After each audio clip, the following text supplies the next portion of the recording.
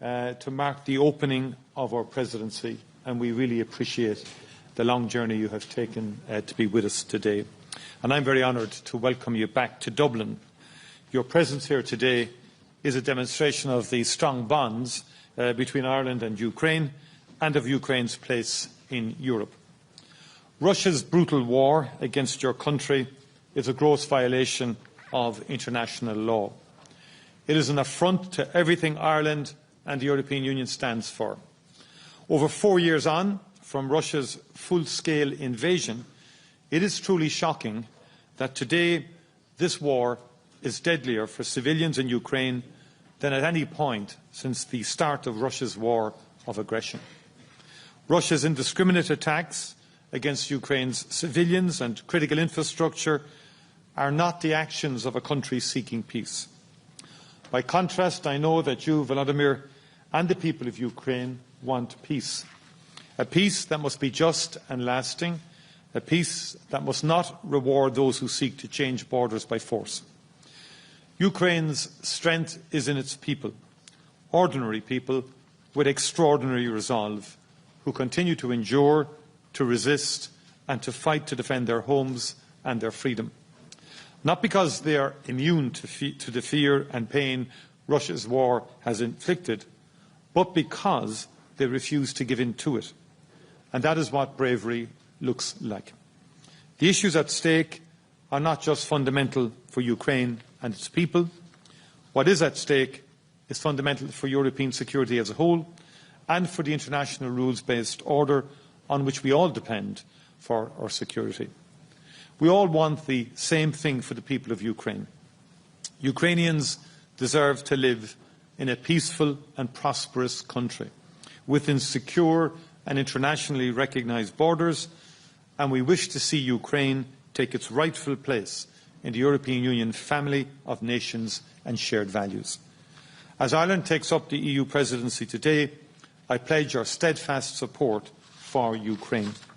We will work to ensure you continue to receive the political, financial and military support Ukraine needs to resist Russia's aggression.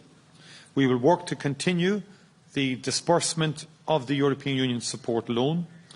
We will work to step up pressure on Russia to deny it the revenues to prosecute this illegal war and to bring it to the negotiating table. And this includes reaching early agreement on the 21st sanctions package and looking ahead to a possible 22nd package of sanctions. Ukraine's place is as a member of the European family. The start of Ukraine's European Union accession negotiations last month was a very significant milestone. We must maintain this momentum, and as Presidency, Ireland will work to secure the opening of all remaining clusters by the end of our term.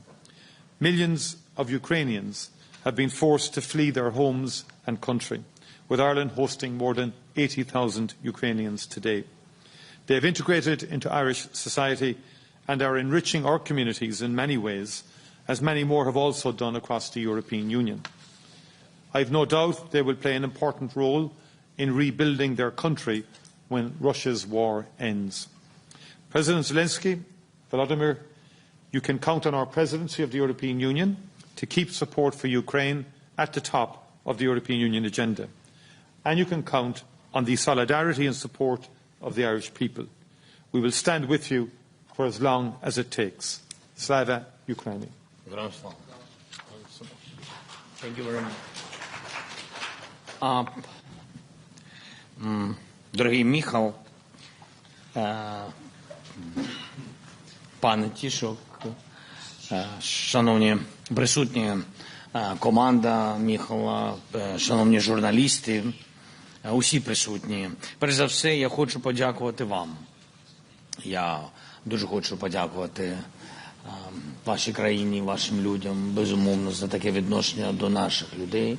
І всі роки війни, послідовна допомога, послідовна підтримка, і, безумовно, я розумію, що це така воля, і політична воля, і таке людське, дуже людське ставлення ваших громадян до наших. Я за це вдячний, ми цього ніколи не забудемо. Ми знаємо, як сильно ви цінуєте статус своєї країни, нейтральний статус своєї країни, але при цьому під час цієї війни ви не залишились нейтральними в почуттях.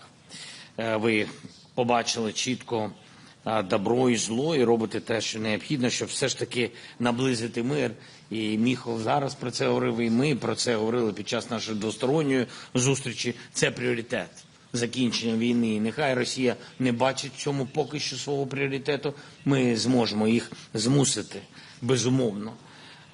Сьогодні, у день початку вашого головування в Європейському Союзі, ми можемо бути впевнені, що наступні 6 місяців Європейський Союз теж займатиме абсолютно чітку, послідовну позицію щодо підтримки України і нашого захисту життя. Кожного дня це має значення. Без перебільшення кожного дня. Росія постійно завдає ударів по Україні. Сьогодні весь день удари. Весь день удари в Україні. На жаль, є загиблі. Раз на тиждень два масовані удари, сотні дронів, десятки ракет різних типів. Сьогодні є інформація дуже неприємна про підготовку чергового такого російського масованого удару. Є дані розвідки, і одразу після нашої прес-конференції, після нашого спілкування я дуже швидко буду з командою повертатись в Україну. Сьогодні дуже прошу наших людей бути особливо обережними, берегти себе, своїх дітей, берегти обов'язково свої сім'ї і користуватись укриттями і зважати на сигнали повітряної тривоги в Україні. Це дуже важливо. Ми знаємо, що Путін вже певний час готував цей масований удар по Україні. Це він не перший. Цієї ночі саме така загроза. Керівник Росії абсолютно відмовляється закінчувати війну. І хоча ми вже усіма можливими офіційними і неофіційними каналами через близьких йому людей передавали йому, що війну можна і треба закінчити, і що ми в Україні готові до зустрічі, до змістовних перемовин. Він бачить для себе тільки подальшу агресію проти України і проти наших сусідів, проти України, проти наших сусідів, проти всієї Європи. Обов'язково треба берегти життя, треба допомагати захисту, реагувати відповідно на кожну загрозу. Я вдячний кожному нашому партнеру, усім лідерам, усім країнам, які нам допомагають. Звісно, сьогодні і найближчими днями наша протиповітряна оборона і інші воїни будуть робити все, що зможуть. Я вже дав відповідні доручення і військовим, міністру внутрішніх справ, спеціальним службам і розвідкам. Але всі маємо розуміти, з ким ми маємо справу і ту підлість, з якою Росія продовжує цю війну. Треба поставити Росію в умови, коли окрім миру у них не буде інших альтернатив. Ми дуже сподіваємося, що підтримка від партнерів, зокрема підтримка від Європейського Союзу, буде і надалі відчутною, вчасною, сміливою. За минулі півроку зроблені значні речі. Є вже пакет фінансової підтримки для України від Європейського Союзу, є 20-й пакет санкцій проти Росії за цю війну. І сьогодні ми говорили з Тішоком, і готується новий пакет, і ми на це розраховуємо. І працюють наші домовленості в оборонній співпраці з європейськими країнами, зокрема наше спільне виробництво. Ми координуємо нашу дипломатію, щоб Європа мала свій власний голос у перемовинах щодо закінчення війни. Це обов'язково, на наш погляд, і гарантування безпеки. Також ми рухаємось до вступу України в ЄС. Відкрито перший кластер в перемовинах, і вступ України в ЄС ми розглядаємо саме як безпекове завдання для нас і для Європи. За наступні півроку, і це якраз час ірландського головування. Ми впевнені, що буде дуже успішне головування. Ми вам від щирого серця цього бажаємо, і вам, і нам, безумовно. Ми розраховуємо на позитивний результат. Україна сподівається досягти більшого прогресу щодо кластерів, відкрити 5 кластерів, змістовно рухатись в перемовинах. Також треба зробити додаткові кроки у безпековій співпраці. Безумовно, це стосується не тільки України. Коли ми говоримо про безпеку, це стосується європейської безпеки, це стосується передусім формату, який зараз ми пропонуємо, європейської антибалістичної програми, щоб у Європи був достатній захист від найбільш небезпечних ракет. Сьогодні ми почали розмову з Ірландією в галузі дронів, нових технологій. Ми пропонуємо дрон-діл, відповідні технології.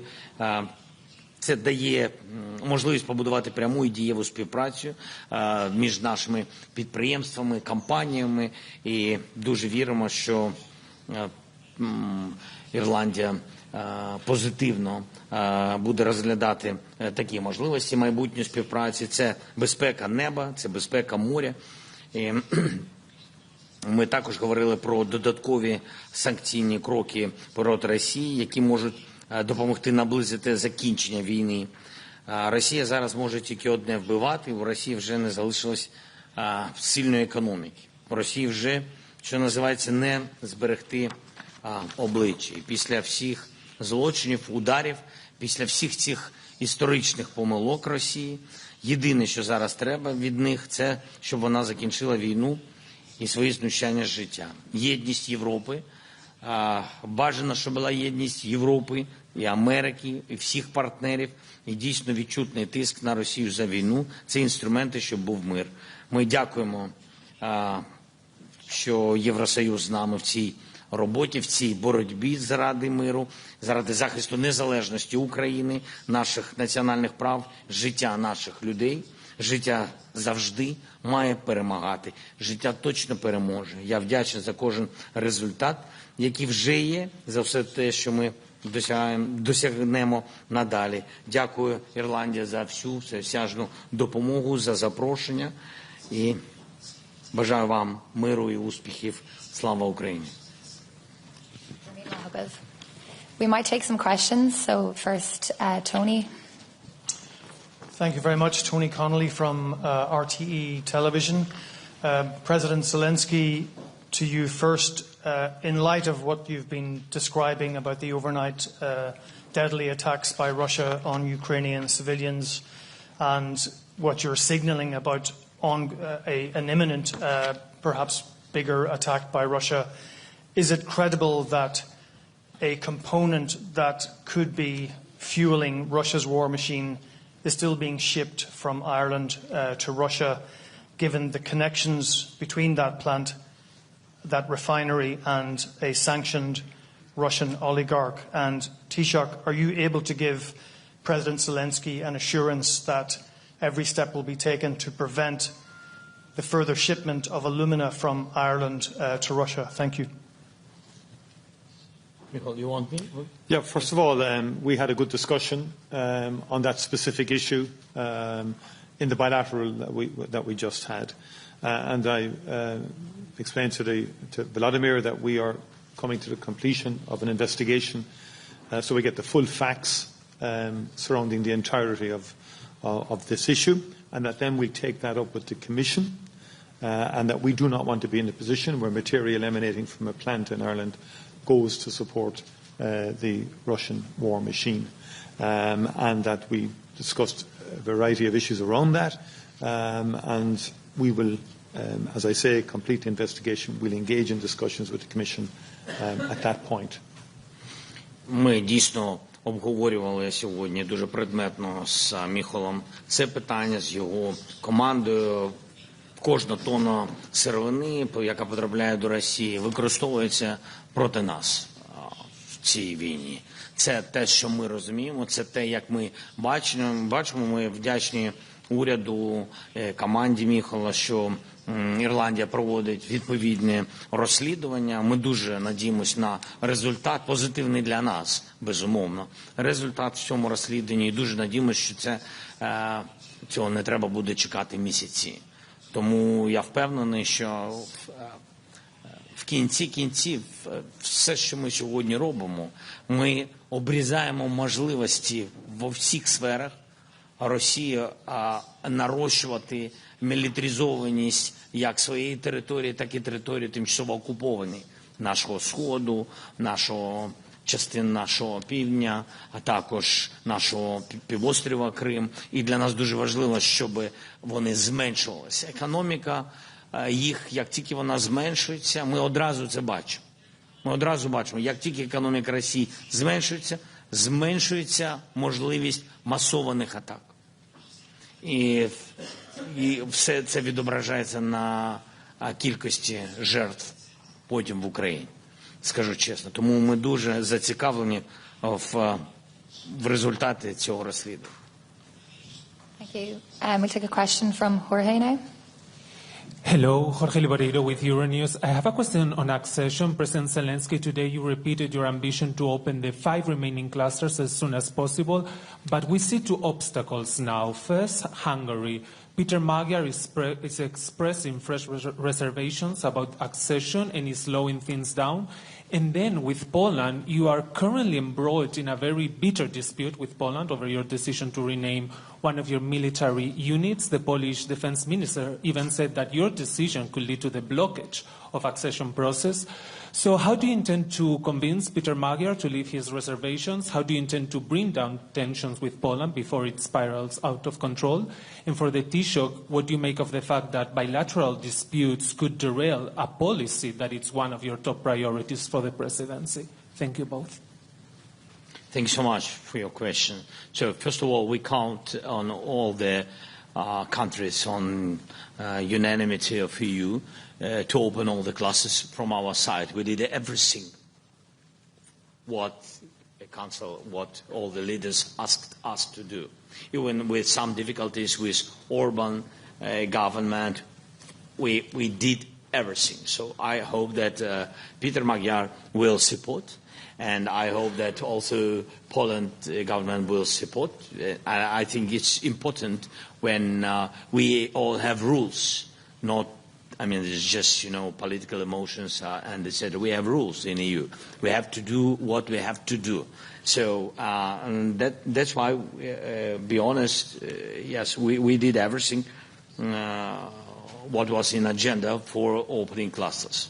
The second point, look, it was not simple for us to do all these issues during the war, and I think this is also an important moment that we are saving and defending not only Ukraine, of course, first of all, Ukraine, yes, but also other countries of Europe, and I think it's important, it's in interest of all the countries to have Ukraine in EU as quick as possible.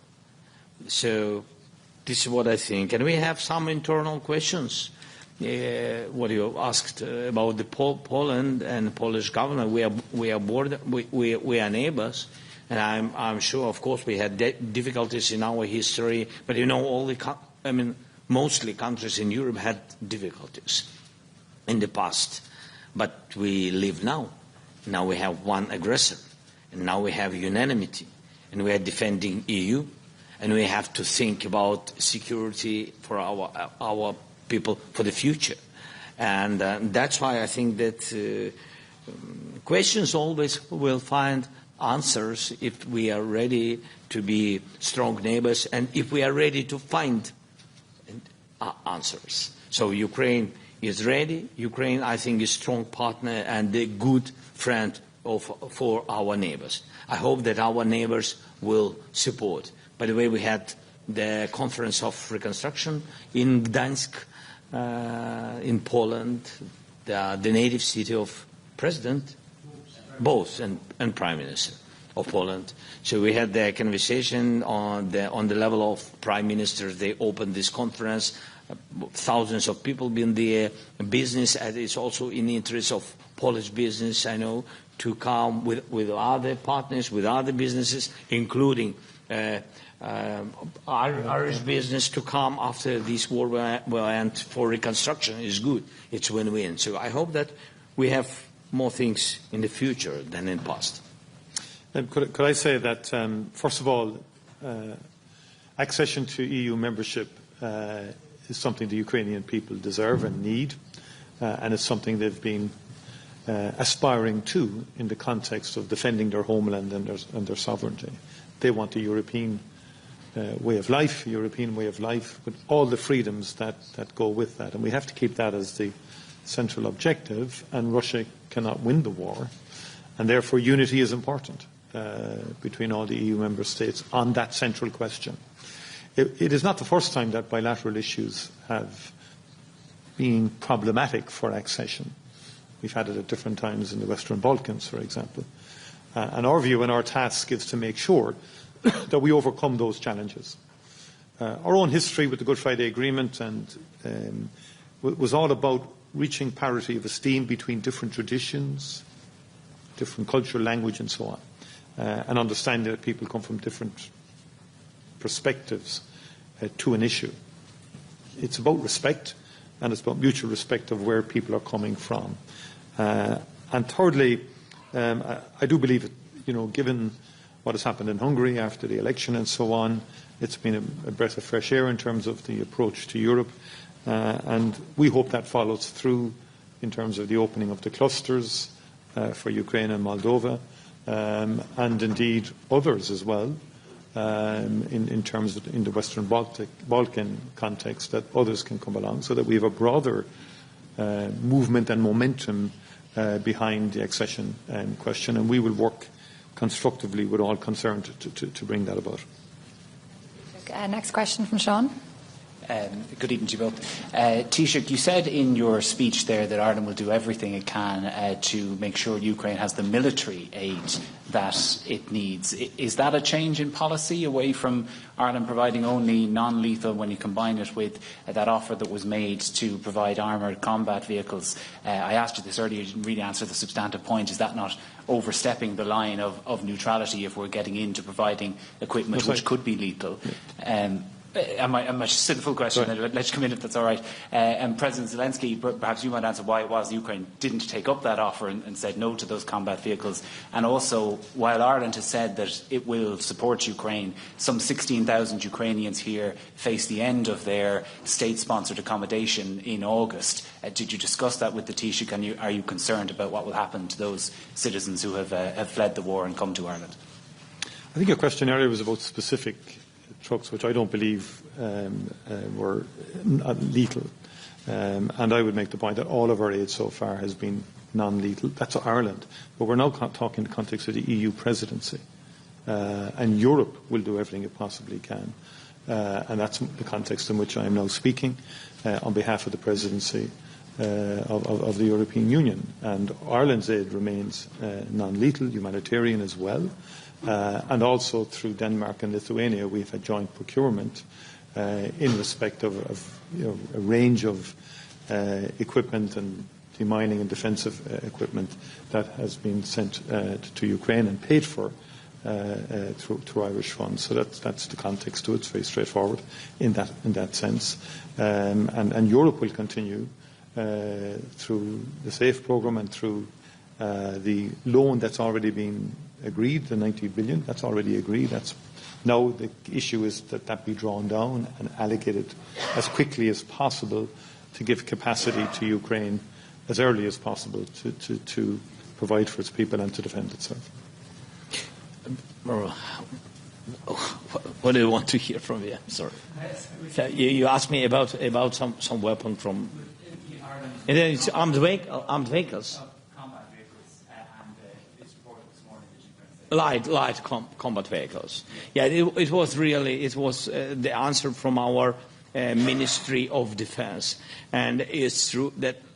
So we are thankful, by the way, for everything. We never say no during the war. There is a little bit another situation when we have, for example, some proposition about not new. I mean, it's some old, technically old. Not about years. I mean, it's technically for this period of this war. Some old weapon which needs money for renovation. And that's why they understood that, I mean, the minister understood that we have deficit with money, it's true. And we try to, you know, to push all money to missiles or drone missiles and etc. Of course, we need armed vehicles. But I mean, it's also internally we have the same questions from productions when our ministry or from our soldiers, when they said, look, with all respect, we need it, but if we can use this money for drones, we will use it for drones. It's only because of this.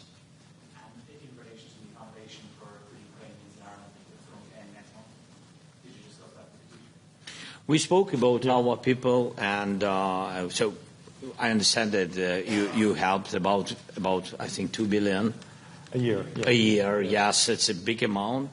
We are very thankful, and I said it to Taoiseach that we are very thankful to your people, government, that you supported on this level. My question was, can we count that our people, that the support will continue? And Taoiseach told me yes, but there is some, as I understood, some share? Changing accommodation. Yeah. In terms of the booking of hotels and leasing of buildings and so on, it's a new phase we're entering into. It's now 4 years on, and the model is changing. Thank you. We'll have a final question from Timo. Yes, Timo Lehmann with the German magazine Der Spiegel. Mr. President Zelensky, Germany's federal prosecutor has today charged the suspected Nord Stream attacker with a war crime, and the suspect is a Ukrainian citizen. What is your reaction to this assessment? And if Ukrainian involvement, I mean state involvement, were to be confirmed, what political and legal responsibility do you believe Ukraine should bear then?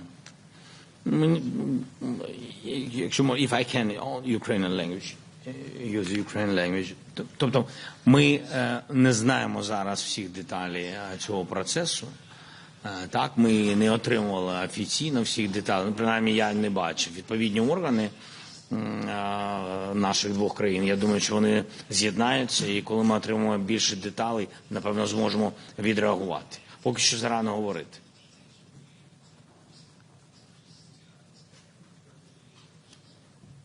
Thank you. Thank you, Taoiseach. Thank you, President. Thank you very much indeed. Thank you so much. All the best.